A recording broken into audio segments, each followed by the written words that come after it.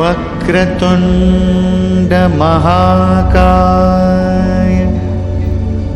सूर्यकोटि समप्रभ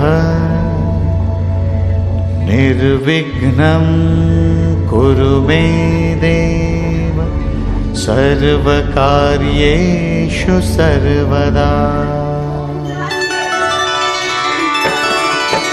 ॐ गणपतये नमो नमः। श्रीसिद्धिविनायक नमो नमः। अष्टविनायक नमो नमः। गणपति बाप्पा मोरया। ॐ गणपतये नमो नमः। श्रीसिद्धिविनायक नमो नमः। अष्टविनायक नमो नमः। गणपति बाप्पा मोरया। ॐ गणपतये नमो नमः। श्रीसिद्धिविनायक नमो नमः। अष्टविनायक नमो नमः। गणपति बाप्पा मोरया। ॐ गणपतये नमो नमः। श्रीसिद्धिविनायक नमो नमः। अष्टविनायक नमो नमः। गणपति बाप्पा मोरया। स्तुतासुरैः पूर्वमभीष्टसंश्रया तथा सुरेन्द्रेण दिनेषु सेविता करोतु सा नः शुभहेतुरीश्वरी शुभानि भद्राण्यभिहन्तु चापदः।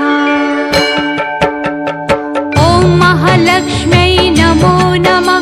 ॐ विष्णुप्रियायै नमो नमः। ॐ धनप्रदायै नमो नमः। ॐ विश्वजनन्यै नमो नमः। ॐ महालक्ष्म्यै नमो नमः। ॐ विष्णुप्रियायै नमो नमः। ॐ धनप्रदायै नमो नमः। ॐ विश्वजनन्यै नमो नमः। ॐ महालक्ष्म्यै नमो नमः। ॐ विष्णुप्रियायै नमो नमः। ॐ धनप्रदायै नमो नमः। ॐ विश्वजनन्यै नमो नमः। ॐ महालक्ष्म्यै नमो नमः। ॐ विष्णुप्रियायै नमो नमः। ॐ धनप्रदायै नमो नमः। ॐ विश्वजनन्यै नमो नमः। जलेंगे आवेंगे भगवान दीप घर घर जलेंगे आवेंगे भगवान। हो आई है दिवाली और आएंगे राम। आई है दिवाली और आएंगे राम। हो दीप घर घर जलेंगे